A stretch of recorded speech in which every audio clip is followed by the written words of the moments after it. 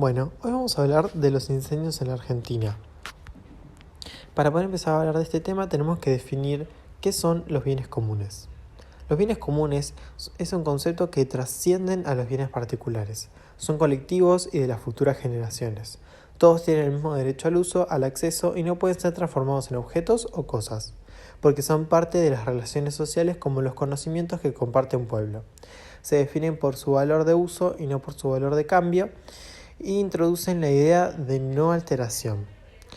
Su valor para la comunidad rebasa cualquier precio y debe mantenerse al margen de las fuerzas del mercado.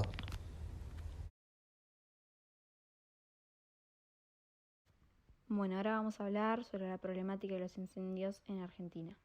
Los bosques no son un puñado de árboles, son ecosistemas complejos gracias a los cuales se regula el clima, se disminuye la contaminación y se filtra el agua.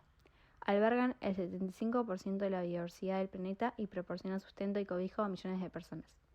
La mala noticia es que los bosques están desapareciendo a gran velocidad. Los bosques son un bien común de la humanidad, de manera que al incendiarse tanta cantidad en el país genera un perjuicio para los habitantes.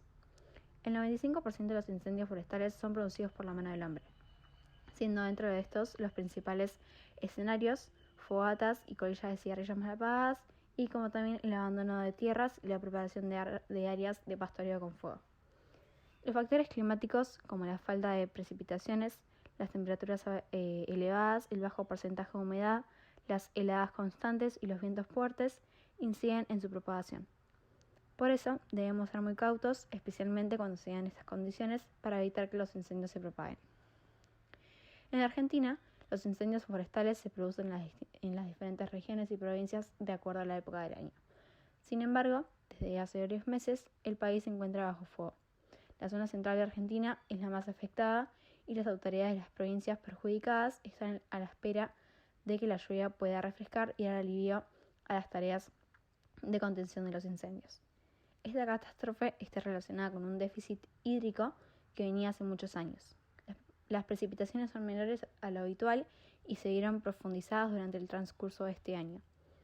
Se cree, además, que los incendios en nuestro país están relacionados con distintas situaciones, tal vez con lo ganadero, lo agrícola o lo inmobiliario, pero en la mayoría de los casos hay intencionalidad.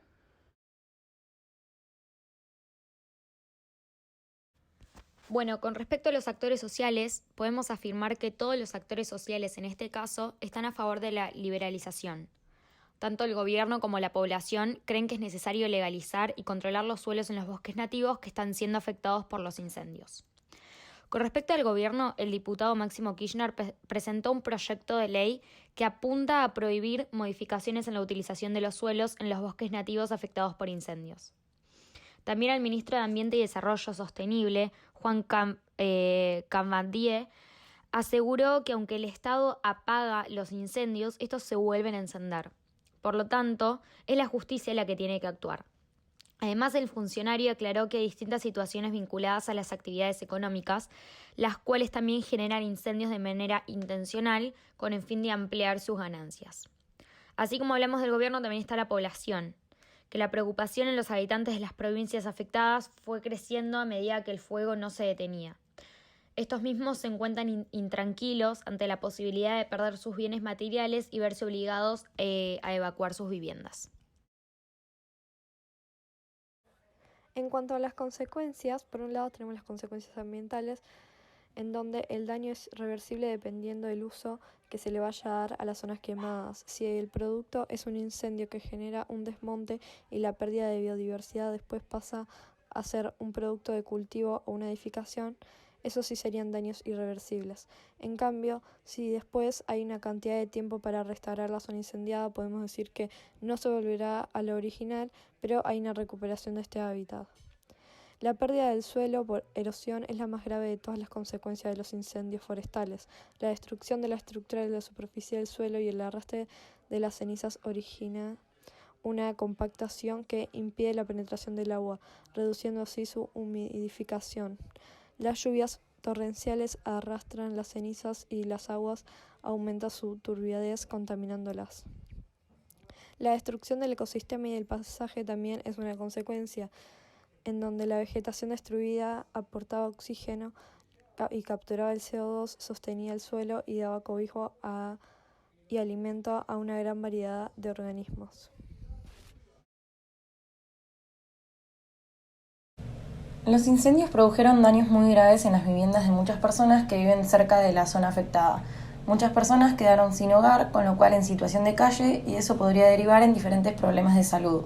Además, se pone en riesgo la vida de decenas de personas que intervienen en la lucha contra el fuego, en donde en algunos casos causó daños físicos como quemaduras de diferentes grados e inhalación de humo. El humo que genera emite material particulado a la atmósfera, se libera hollín que contamina el aire y llega a los pulmones humanos, lo cual causa serios problemas respiratorios como asma, bronquitis y neumonía. Los incendios forestales también podrían ayudar a la transmisión del coronavirus, al desencadenar evacuaciones de emergencia a gran escala, con personas obligadas a vivir en refugios superpoblados y donde el distanciamiento social es imposible.